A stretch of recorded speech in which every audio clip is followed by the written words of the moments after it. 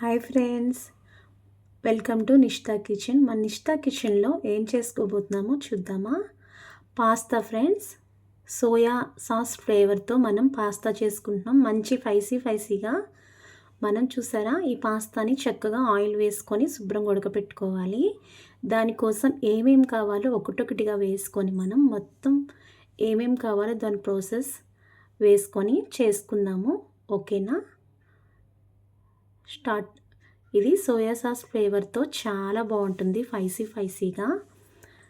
మనం ముందు స్టవ్ మీద కళాయి పెట్టుకొని ముందు ఒక 3 స్పూన్ల ఆయిల్ వేసుకోండి. అందులోని చక్కగా కట్ చేసుకున్న చిన్న ముక్కలు కట్ చేసుకున్న వెల్లుల్లి, పచ్చిమిర్చి, ఆనియన్స్ కూడా వేసుకొని చక్కగా మనం ఫ్రై చేసుకోవాలి. ఇలా ఫ్రై అవుతుంది కదా, ఇందులోనే ఒక 2 టమాటాస్ కూడా వేసుకొని ఫ్రై చేసుకోవాలి.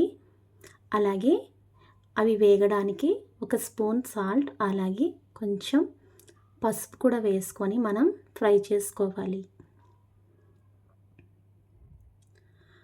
అలాగే ఒక స్పూన్ కారం, గరం మసాలా వేసుకొని ఫ్రై చేసుకోవాలి.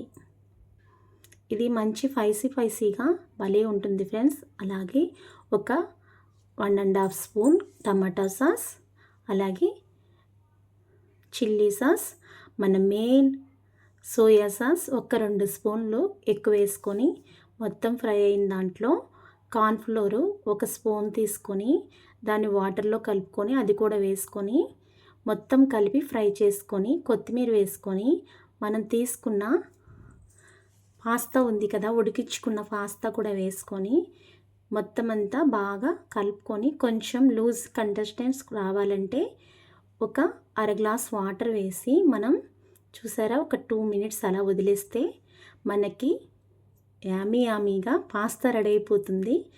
దీన్ని నేను సర్వ్ చేస్తున్నాను. నిజంగా సూపర్ టేస్ట్ ఉంటుంది ఫ్రెండ్స్. మంచి వర్షంలో ఇలా తింటే వావ్ అనాల్సిందే. సూపర్ పర్ఫెక్ట్గా వచ్చింది. కొత్తిమీర వేసుకొని నేను గార్నిష్ చేసుకున్నాను. నేను టేస్ట్ చేసి ఎలా వచ్చిందో చెప్తాను మీకు.